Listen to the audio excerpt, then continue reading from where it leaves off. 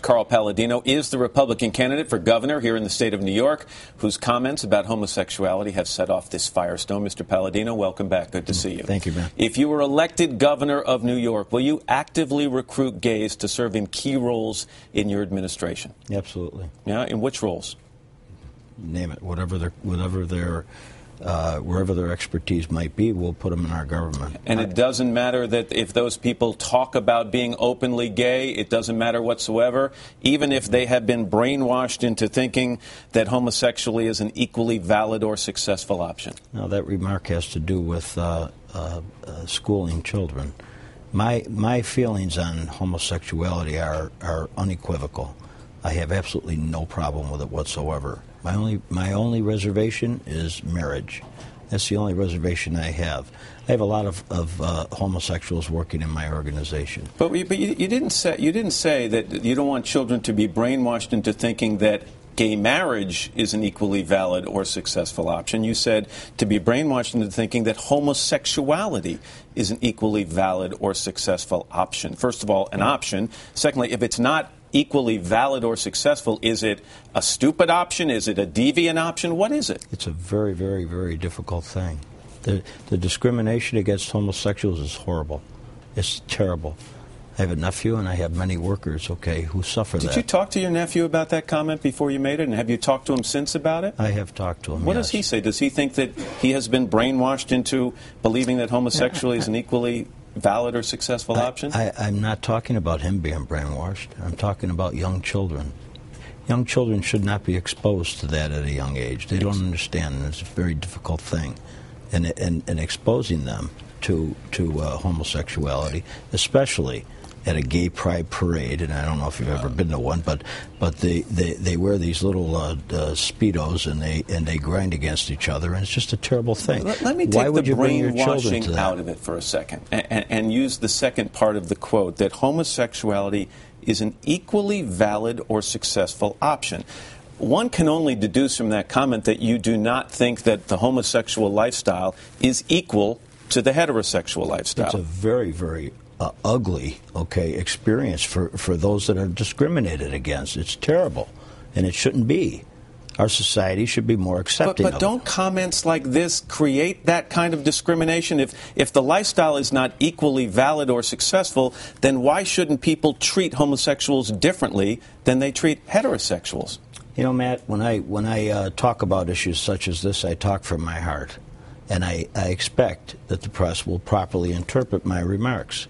If they don't interpret my remarks properly and they want to skewer them, and that's what's apparently the problem with this particular line, that's wrong, where I come from. Even when you say you talk from your heart, my impression of that event was that you weren't talking from your heart. You were talking from a prepared text. And one of the questions I have, and it's been reported, that some of the content of what you read was actually written by those Jewish leaders, the very same group of people you were going to talk to. Is that correct? That section, of my presentation was written, and it was handed to a staffer, and it was put into the... I crossed it out. But is that the way it works? You agree to go speak to a group, and that group gets to write the comments they want you to make before that group? No, it was with a discussion. But then they went too far in the discussion, and I crossed all that stuff out.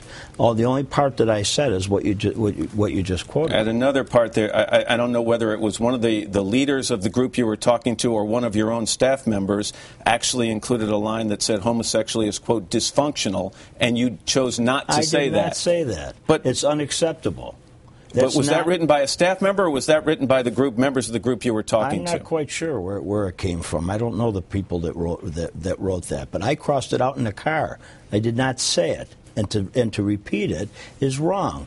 And but if a staff, let's say a staff member of yours wrote it and handed it to you. A staff member did not write it. So a member of the congregation did? Somebody wrote that paragraph. I guess what I'm asking is if you're running for the highest office in the state of New York and you show up at events and they hand you a piece of paper and say, here, Mr. Paladino, here's what we want to say. I read it beforehand and I crossed out that remark about dysfunctional. That is not me. period. You've said that you want people to understand you aren't calling for people to harm homosexualities, and don't misquote me as wanting to hurt homosexual people in any way. That would be a dastardly lie. My approach is live and let live. Do you think anybody watching that event and watching you read those words gets the live and let live part of that philosophy? Oh, I would hope so, because that's me. We've gone through a period of time in recent weeks here where there's been violence against homosexuals. 3 men were attacked. I believe it was in Brooklyn, in the Bronx, excuse me. There was an attack against a man at the famous Stonewall Inn. There was also the suicide of a gay student at Rutgers. You say that you don't want to bring harm to homosexuals, but are you afraid that your words might incite someone who perhaps isn't as open-minded as you seem to be? Oh, I hope not. I was trying to define myself very clearly as opposed to Mr. Cuomo. Mr. Cuomo took his daughters to a gay pride parade. Is that normal? Would you do it? Would you take your children to a gay pride parade? I think that you can probably expose your children to a lot of different things and really? help them decide and make their own decisions. I don't think it's proper for them to go there and watch a couple of grown men grind against each other. I don't think that's proper. I think it's disgusting. Is some of this perhaps, Mr. Paladino, driven by the fact that polls show you now, in some cases, down 24 percentage points to your opponent? 3 days before the primary, the poll had me down 1 point. I won by 26 points. You tell me how valid the polls are this year. The polls are all messed up because they can't predict the turnout. If they could predict the turnout, they might be a little bit better, but they're all over the place. I don't listen to the polls. The poll that I will listen to is on November 2nd. So speaking to the voters of New York who are trying to make up their minds in this race now and have just heard these comments you made this weekend, can you speak to them and tell them that you will be a governor for all of the people of New York equally and open-minded about who you include in your administration and who you govern? I say that unequivocally. I will be the governor for all the people of the state of New York, and I've never moved off of that position. Carl. And this was an attempt by me, and yes, it got confused, but this is a clear illustration. Do you regret the remark? No, I don't regret the remark. The remarks that I made, I believe in. Okay, the remark that was deleted is nobody else's business. It was deleted. It was put in there by somebody, and I'm not responsible for that. I'm only responsible for what I say. And I've always stood behind everything that I said. It started with anti-Semitic, and yes, I met with 200 Jewish leaders yesterday, and they embraced me, and they don't believe that I'm anti-Semitic. It then went to racism. He accused me of racism, and the people in Buffalo, all the people in Buffalo, they came out and they said he's not a racist. And now we're into phase 3, and the press keeps doing Andrew's work. But I'm fine with it. We'll keep vetting out issues, okay, and we're going to have some fun next week at the debate because Andrew has to account for himself. Carl Paladino. Mr. Paladino, thanks for coming back. I appreciate it. Thank you, man.